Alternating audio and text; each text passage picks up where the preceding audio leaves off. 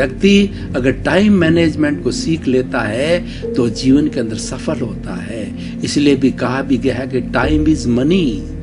समय को धन कहा गया है, धन को धन नहीं कहा गया है, क्योंकि एक एक क्षण का जो है मोल करना अगर व्यक्ति समझ जाता है तो अपने जीवन की अच्छी प्लानिंग कर सकता है और वो अच्छा एक मैनेजमेंट गुरु बन करके और अपने जीवन का विकास कर सकता है। हमारा जीवन क्या है? वह जीवन जन्म से लेकर के मृत्यु के बीच का जो अंतराल है, बीच का जो समय है, वो जीवन कहलाता है। और जीवन के अंदर उन सब समय को जो हम एक एक मिनट की कीमत समझते हैं, वो जीवन का सदुपयोग होता है। और वही समय का सदुपयोग होता है। समय का सदुपयोग अर्थ होता है जीवन का सदुपयोग होता है। और हमने जो मनुष्य जीवन पाया उसकी सार्थकता मालूम होती है। भाई और बहनों, दर्शकगण, श्रोतागण, हमारे सारे भारतीय संस्कृति के ग्रंथों को उठा करके देखेंगे तो सारांश ये मिलेगा कि सृष्टि का सर्वश्रेष्ठ जीवन है, मनुष्य जीवन है। और मनुष्य जीवन है कई जन्मों की तपस्या के बाद में मिलता है। वैदिक परंपरा को यहाँ कोट करना चाहूंगा। वैदिक परंपरा यह कहती है कि 9 भवों तक आप लगातार सुकृत करते रहिए तब मनुष्य भव मिलता है। और उसके अंदर कोई चूक हो गई, उसके अंदर कोई दुष्कृत्य हो गया तो मनुष्य भव नहीं मिलता, और 99 भव में जाकर के मिलता है। तो और भाई और बहनों, दर्शकगण, श्रोतागण, उस 99 भाव के अंदर भी अगर कोई मिस्टेक रह गई, आपने बराबर मनुष्य जीवन का पालन नहीं किया और सुकृत नहीं किया और लोगों की भलाई नहीं की है, तो आपको 999 भाव के बाद में मनुष्य जीवन मिलता है। आप इसकी सार्थकता को समझिए कि मनुष्य भाव कितना मुश्किल है और वास्तव के अंदर ये सर्वोत्तम जीवन है। इससे बढ़ के इस सृष्टि के अंदर कोई भी जीवन नहीं है। उस जीवन की सार्थकता टाइम मैनेजमेंट में है। टाइम के लिए कहा गया कि काल करे सो आज कर और आज करे सो अब, पल में परलय होगी और बहुरी करेगा कब। अरे सोचते रह जाओगे तो कब होगा? कब ये जब हंसा उड़ जाएगा, जब ये सांस बंद हो जाएगी तो राम नाम सत्य होगा और लोग कहेंगे उठाओ उठाओ उस डेड बॉडी को उठाओ, इसका खून सूख गया है, इसके अंदर जो कीड़े मकोड़े आ रहे हैं, इसके अंदर दुर्गंध आ रही है, उसको उठाओ। भाई और बहनों, क्या वैल्यू है इस जड़ तत्व की? इस जड़ तत्व की वैल्यू जब तक है, जब तक इसमें हंसा रहता है, जब तक इसमें शुद्ध आत्मा भगवान विराजमान होता है, तब इस जड़ की वैल्यू है।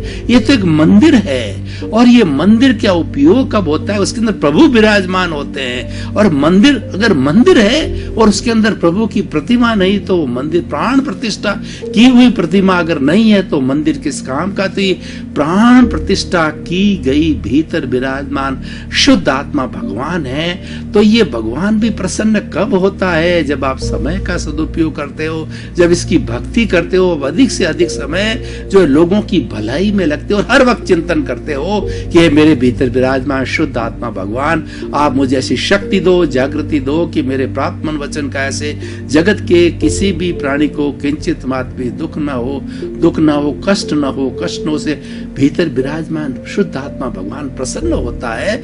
और ये समय का सदुपयोग होता है। जो जो क्षण हमने ईश्वर भक्ति में लगाए हैं, जो जो क्षण हमने अपने निज स्वरूप को प्राप्त करने में लगाए हैं, वो क्षण सार्थक है और उस समय का सबसे सुंदर उपयोग होता है। और देखिए, कल के बारे में कहा गया कि yesterday has gone away, tomorrow never exists, the moment of the present is with you to do something.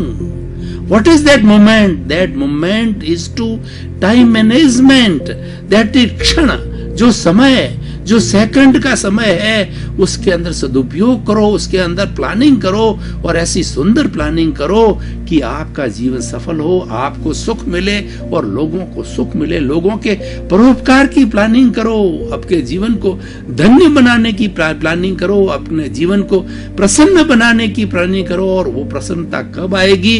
जब हम नेगेटिव थॉट्स को निकाल देंगे, जब हमारे के अंदर विधायक भाव होंगे, हम राग द्वेष से मुक्त होंगे, तो हम इस 84 लाख जीवा योनि के भीतर विराजमान शुद्ध आत्मा भगवान को दिव्य दृष्टि से दर्शन करते और हम इतने सहृदय हो जाएंगे, हमारी कॉन्शियसनेस इतनी यूनिवर्सलाइज हो जाएगी कि कुत्ता जा रहा है, बिल्ली जा रहा है, पेड़ है या पौधा है और जो है वो ऊंट है, भैंस है, गाय है और बैल है, हमें किसी को बताना नहीं है। हमें तो अपनी समझ रखनी है, समय का सदुपयोग करना है कि उसके भीतर के अंदर वही परमात्मा है जो मेरे भीतर में, उसके भीतर विराजमान वही शुद्ध आत्मा भगवान भगवान है, जो राम में है, कृष्ण में है, महावीर में है, 24 तीर्थंकरों में, 33 करोड़ देवी देवताओं के अंदर वही आत्मा है जो हम सभी चराचर जगत के 84 लाख जीवा योनि में, मात्र अपने अपने शरीर का फर्क है। ये शरीर का जो भेद है पूर्व अर्जित कर्मों के कारण है। इस कर्मों के मन वचन काया रूपी ये शरीर जो है कर्मों के भुगतान के लिए मिला है, और उस भुगतान का हम कैसे सदुपयोग करते हैं उसके लिए हमें समय का सदुपयोग करना पड़ेगा, हमें टाइम मैनेजमेंट करना पड़ेगा।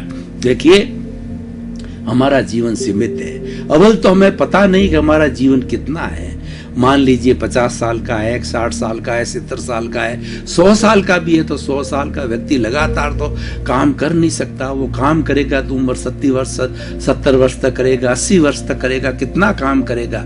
तो मान लीजिए हमारा आइडल पीरियड कुछ भी है 50-60 साल, वर्किंग जो पीरियड होता है लाइफ का 50 ईयर्स मान लीजिए, तो 50 ईयर्स की प्लानिंग आप इतनी जबरदस्त करो कि आपका हर क्षण उसके अनुरूप चलना चाहिए। आप सूर्योदय से, आपको जब सूर्योदय उठते हो तो सबसे पहले 24 सोने के पहले तुम्हें का जो हमारा 12 घंटे का वर्किंग पीरियड है उसका मैनेजमेंट करो कि ये समय मुझे कहां पर लगाना है, और इसके अंदर मैं कोई ऐसा कार्य नहीं करूं कि जिससे मुझे स्वयं को जो अप्रसन्नता हो, मुझे स्वयं को कष्ट हो। पहले अपना मंगल देखो, अपना कल्याण देखो। यही समय की पुकार है कि मेरा उससे नुकसान तो नहीं है। अगर आपको स्वयं को नुकसान नहीं तो दूसरे का नुकसान नहीं हो सकता। मैं आज बोल रहा हूं वो चीज मुझे अच्छी लग रही है तो निश्चित रूप से श्रोतागण आपको अच्छी लगेगी, क्योंकि ये तो एक प्रतिबिंब है, एक तो ये प्रतिध्वनि है। जो मैं बोल रहा हूं वो प्रतिध्वनि लौट के मेरे पास आएगी। मैं अच्छा बोल रहा हूं तो अच्छा आएगा, बुरा बोल रहा हूं तो बुरा आएगा।